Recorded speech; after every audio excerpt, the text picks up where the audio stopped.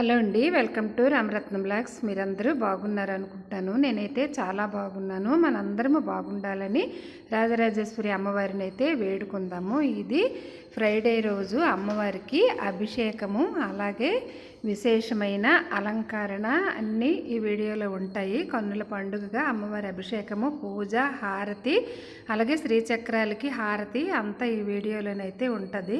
మీరు ఈ వీడియో ఎక్కడ స్కిప్ చేయకుండా అయితే అమ్మవారిని చూడండి. చాలా విశేషంగా అభిషేకం కూడా జరిగింది, గురువుగారు చేశారు. చూడండి వీడియో మొత్తం చివరి